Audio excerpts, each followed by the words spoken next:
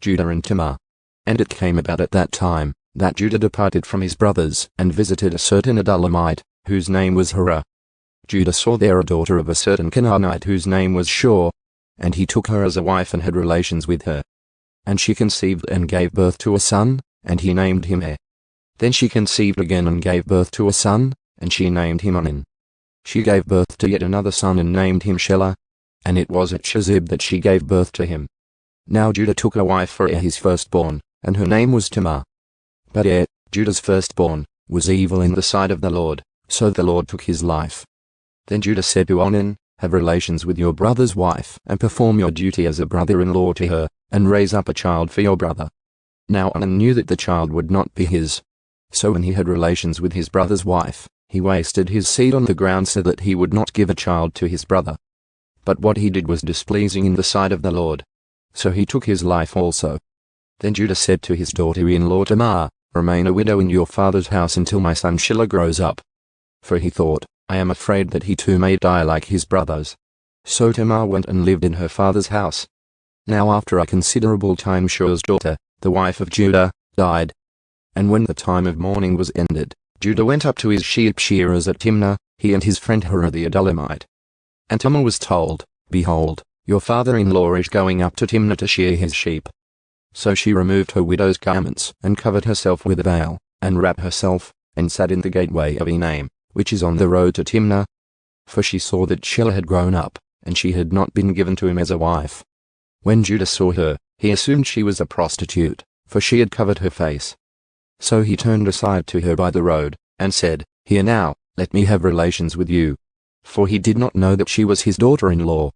And she said, What will you give me, that you may have relations with me? He said, Therefore, I will send you a young goat from the flock. She then said, Will you give a pledge until you send it? He said, What pledge shall I give you? And she said, Your seal and your cord, and your staff that is in your hand. So he gave them to her and had relations with her, and she conceived by him. Then she got up and departed, and removed her veil and put on her widow's garments. When Judah sent the young goat by his friend the Adullamite, to receive the pledge from the woman's hand, he did not find her. He asked the people of her place, saying, Where is the temple prostitute who was by the road at Enaim? But they said, There has been no temple prostitute here. So he returned to Judah, and said, I did not find her. And furthermore, the people of the place said, There has been no temple prostitute here. Then Judah said, Let her keep them, otherwise we will become a laughingstock. After all, I sent this young goat, but you did not find her. Now it was about 3 months later that Judah was informed, Your daughter-in-law Tamar has prostituted herself, and behold, she is also pregnant by prostitution. Then Judah said, Bring her out and have her burned. It was while she was being brought out that she sent word to her father-in-law, saying, I am pregnant by the man to whom these things belong. She also said, Please examine and see. Whose signet ring and cords and staff are these?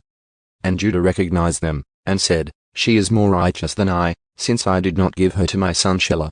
And he did not have relations with her again. It came about at the time she was giving birth, that behold, there were twins in her womb. Moreover, it took place while she was giving birth, that one baby put out a hand, and the midwife took and tied a scarlet thread on his hand, saying, This one came out first. But it came about as he drew back his hand that behold, his brother came out. Then she said, What a breach you have made for yourself.